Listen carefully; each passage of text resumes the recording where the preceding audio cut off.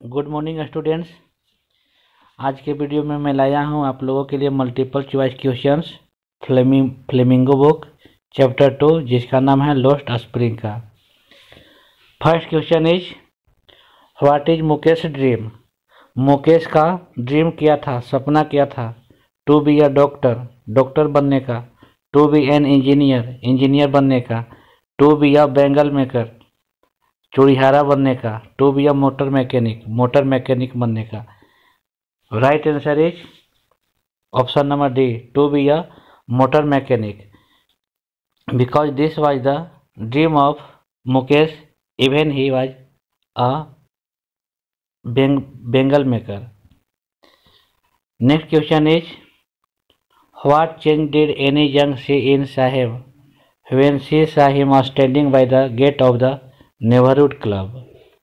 Means Saheb को neighbourhood club के gate पर खड़ा होते हुए इन्हीं जंग जब देखती है तो उसको क्या रियलाइज होता है कि साहेब के पास क्या मतलब चेंज हुआ। तो लॉस्ट हिज ड्रेस, उसको एहसास हुआ कि उसका ड्रेस भुला चुका है। उस लॉस्ट मनी, उसको एहसास हुआ उसका पैसा भुला गया है। लॉस्ट जॉय, उसे एहसास हुआ कि उसका मतलब खुशी जॉय लॉस्ट हो चुका है। और नन, तो right answer is option number C, lost joy, because Saheb जब क्लब के गेट से देख रहा था क्लब के अंदर तो वह टेनिस खेलना चाहता था, लेकिन उसे टेनिस खेलने का सपना पूरा नहीं हो पा रहा था। इसीलिए वह उसे एहसास हो रहा था कि मैं अपना जॉय को लॉस्ट कर रहा हूँ। इसलिए right answer is lost joy. Next one is where did Saheb start working. Saheb कहाँ पे काम करने लगा था? At a tea stall, at a milk booth, at a road side dhaba, all of the above. तो right answer is at a tea stall, at a tea stall, because after doing, right answer is at a tea stall, क्योंकि वह tea stall पे काम करने लगा था जहाँ पे उसको 800 रुपये महीने का सैलरी भी दिया जाता था, प्लस में खाना भी दिया जाता था। Next question is who is Mukesh. Mukesh कौन है? इस चैप्टर में मुकेश कौन है? स्टूडेंट है, वर्कर है, बैंगल मेकर है, रेक पिकर है। तो right answer is bangle maker. वो बैंगल मेकर है, हालांकि उसका बैंगल मेकर बनने का सपना नहीं था, सपना था उसका मोटर मैकेनिक बनने का। फिर भी जब तक बना नहीं था उससे पहले तक वह बैंगल मेकर ही था। Next question is what are the reasons for the migration of people from village to city in the lesson. इस लेसन में लोग माइग्रेट हुए हैं, मतलब गांव से शहर की ओर गए हैं, तो उसका क्या कारण है इस चैप्टर में?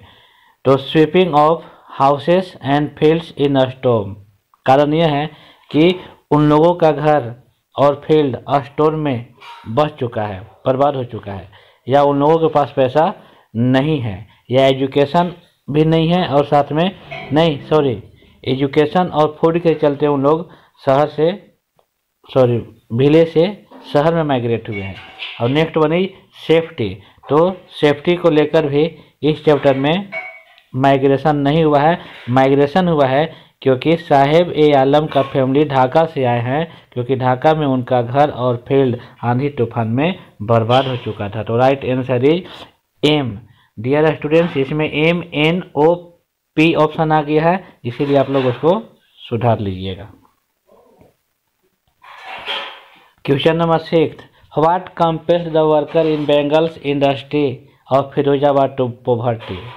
मीन्स फिरोजाबाद के बेंगल इंडस्ट्री में जो वर्कर काम करते हैं तो उन लोगों को क्या मतलब विवश करता है गरीब रहने में ही, मतलब उन लोग गरीबी से निकलते नहीं हैं, गरीब ही रह जाते हैं। तो क्या उन लोग को कंपेल्स, क्या उन लोग को मतलब मजबूरी होता है? तो caste and their father profession, karma theory and society, bureaucrats and politician, all of the तो answer right answer is all of they, क्योंकि वहाँ के जितने भी बैंगल्स मेकर थे, बैंगल मेकिंग का काम करने के बावजूद भी सफिशियंट उन लोग को लाइवलीहुड पूरा नहीं हो पाता था, जीविकोपार्जन सही से नहीं हो पाता था। अब ऐसा इसलिए कि उन लोग जिस जाति में जन्म लिए थे, उनके पिताजी के पिताजी उसी प्रोफेशन में थे, पैसा बचता नहीं था, फिर भी उस प्रोफेशन में जुड़े हुए थे और उन लोग का एक कर्म ही था और साथ में इस कर्म वाले थ्योरी पे उन लोग विश्वास करते थे। इसके साथ साथ उनका सोसाइटी भी उसी से रिलेटेड था, मतलब उनका सोसाइटी भी कोई अलग देखता नहीं था। और साथ में ब्यूरोक्रेट्स एंड पॉलिटिशियन भी चाहते थे कि इन लोग गरीब का गरीब ही रहे। तो इन तीनों ऑप्शन को मिलाकर मतलब देखा जाए तो वहाँ के फिरोजाबाद के जितने भी बैंगल्स मेकर थे सब गरीबी में रहते थे। तो right answer is option number D. How do the boys appear in the morning? Boys morning में कैसे अपीयर होते थे, प्रकट होते थे? Morning crows, evening crows, morning birds, evening birds. तो right answer is morning birds, क्योंकि रैक पिकर्स सुबह सुबह मॉर्निंग बर्ड्स के जैसे मतलब अपीयर होते थे और रैक पिकिंग करने के बाद दोपहर तक वो वापस रिटर्न हो जाते थे। Question number 8, what is the central theme of the story Lost spring? Lost Spring story का सेंट्रल थीम क्या है, मेन थीम क्या है? Pitiable poor children and their lost childhood, means दयनीय गरीब बच्चे और उनका खोया हुआ बचपना। Garbage, Saheb and Mukesh, spring season. तो right answer is pitiable poor children and their lost spring. इस चैप्टर में इसी चीज को हाईलाइट किया गया है। Next question is what forces the children do life a life of exploitations? क्या ताकत वहाँ के बच्चों को एक्सप्लॉयटेशन का लाइफ जीने के लिए विवश करता है? ग्रीड, लालच, extreme poverty, lack of work, parents. तो I think right answer is extreme of poverty. उन लोग हद से ज़्यादा गरीब थे और हद से ज़्यादा गरीब होने के कारण उन लोग और अवशोषित होते जा रहे थे, उससे निकल नहीं पा रहे थे। Question number 10, according to the author what was garbage for the parents? Author के अनुसार पेरेंट्स के लिए वहाँ गार्बेज क्या था, गार्बेज का मीनिंग क्या था? तो means of entertainment, means of entertainment means मनोरंजन का साधन, मीन्स ऑफ जॉय खुशी का साधन, मीन्स ऑफ सोरो दुख का साधन, and next one is means of survival. तो right answer is means of survival. वहाँ के बड़े लोग जो थे उनके अनुसार वहाँ का गार्बेज मीन्स ऑफ सर्वाइवल माना जाता था। According to the author, next question is according to the author what was garbage for the children? वहाँ ऑथर के अनुसार बच्चों के लिए गार्बेज क्या था? Means of entertainment, means of time pass, means of survival और वंडर। तो right answer is means of entertainment. उन लोग बच्चे वहाँ के जो थे गार्बेज में कुछ चुनते थे जीविकोपार्जन के लिए नहीं, बल्कि उन लोग को मस्ती आता था, उन लोग को इंटरटेनमेंट दिखता था, इसलिए उन लोग गार्बेज में कुछ चुनते थे। नेक्स्ट क्वेश्चन है हु वाज साहेब? साहेब कौन था? A shopkeeper, a servant, a rag picker, all. तो I think Saheb was a rag picker. Next question is what was Saheb looking for in the garbage dump? Garbage dump में कूड़ा कचरा का ढेर में साहेब क्या खोज रहा होता था? Eggs, gold, coins, toys. तो right answer is coins. Coins garbage dump में साहेब खोजते रहता था। Next question is Saheb happy working at the tea stall? क्या साहेब टी स्टॉल पे काम करते हुए खुश था? Yes 100%, yes 80%, no 80%, no 100%। तो बिल्कुल साहेब टी स्टॉल पे काम करते हुए खुश नहीं था। Not no is right answer. Question number 15, who is author of lost spring? Lost spring के ऑथर का नाम क्या है? James Bond, Richard Everite, Kamala Das, Anees Jung. तो राइट आंसर इज एनी जंग। ये तो आप लोग को याद ही होगा। Question number 16, what does the author analyse in the story? इस स्टोरी में ऑथर क्या एनालाइज करता है? Rich people, garbage, poor children and their exploitations, her work. तो right answer is poor children and their exploitation. गरीब बच्चे और उनका अवशोषण, इसको एनालाइज किया गया है ऑथर के द्वारा इस चैप्टर में। Question number 17, why did Saheb Alam not go to school? Saheb Alam school क्यों नहीं जाता था? नॉट इंटरेस्टेड, क्योंकि वह स्कूल जाने में इंटरेस्टेड नहीं था। Had no money to pay फी, उसके पास पैसा नहीं था फी जमा करने के लिए। Wanted to go for movie, वह मूवी देखने जाना चाहता था। वांटेड टू अर्न मनी, पैसा कमाना चाहता था। नहीं, right answer is had no money to pay fee. Interested था लेकिन उसके पास पैसा नहीं था। That's why he did not want to go to a school.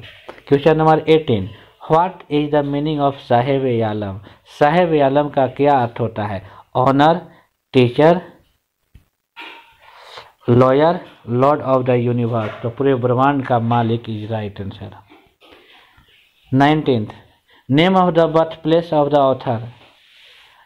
Any Jung का बर्थ प्लेस का नाम बताना है। USA, California, India, Rourkela.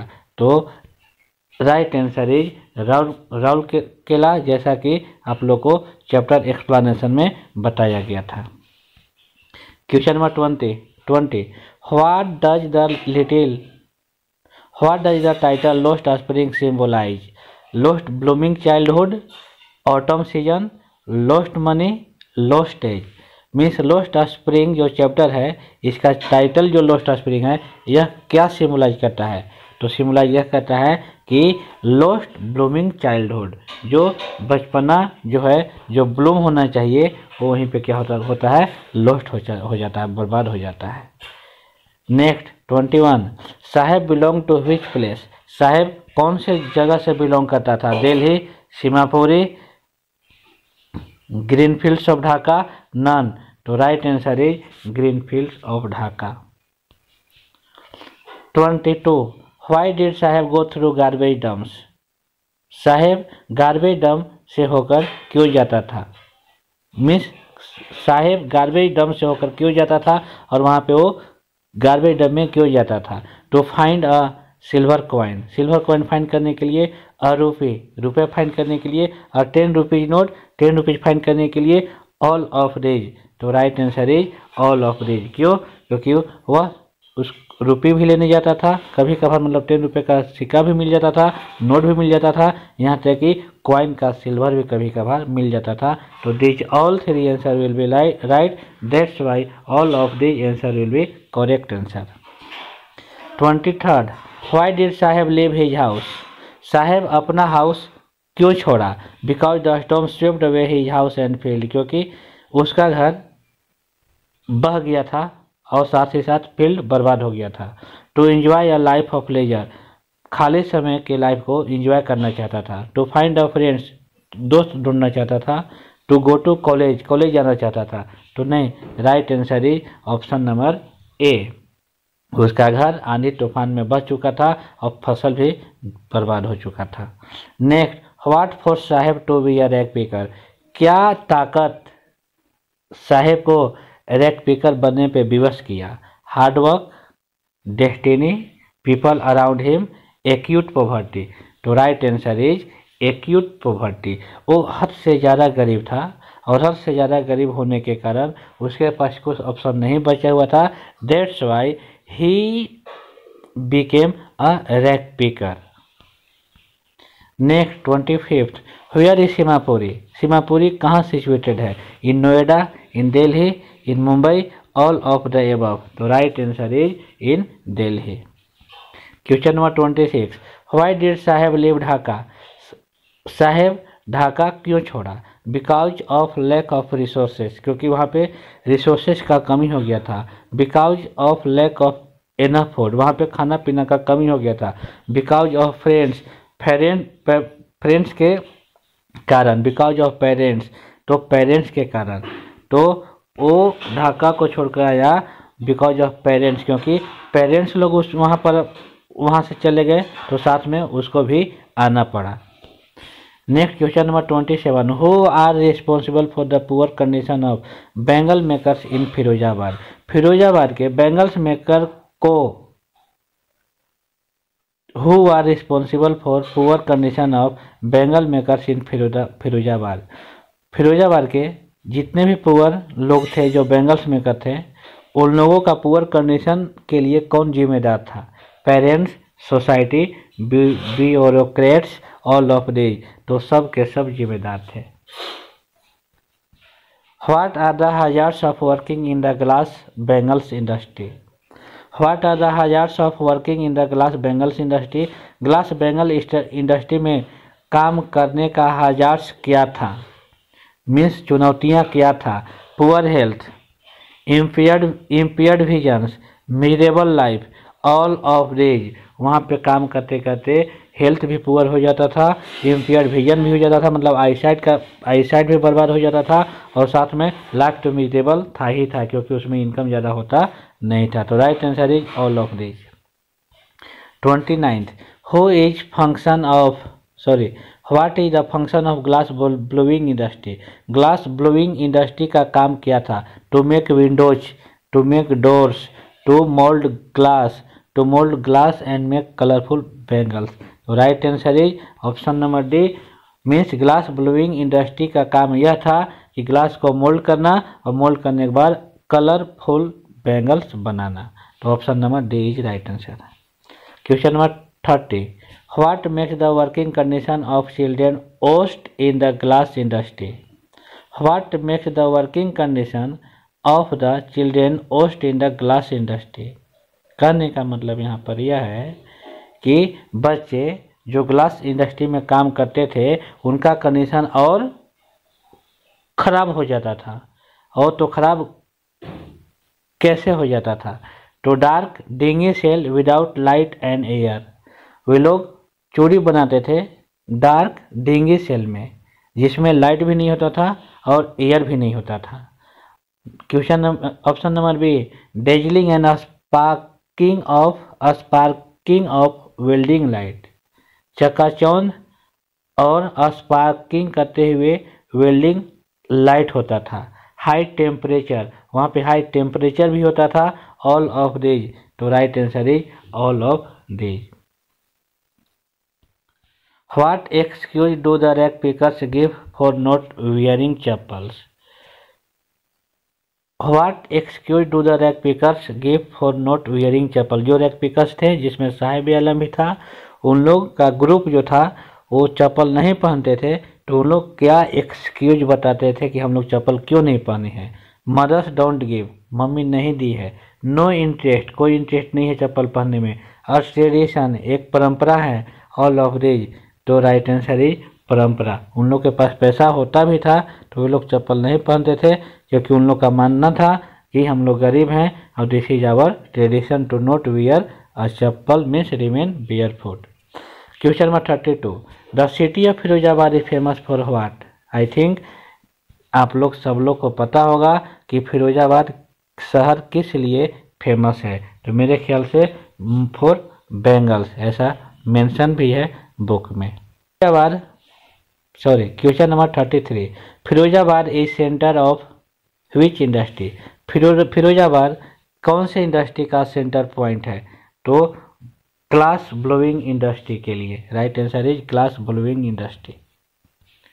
34, what is the means of survival इन सीमापुरी? सीमापुरी में मीन्स ऑफ सर्वाइवल क्या था?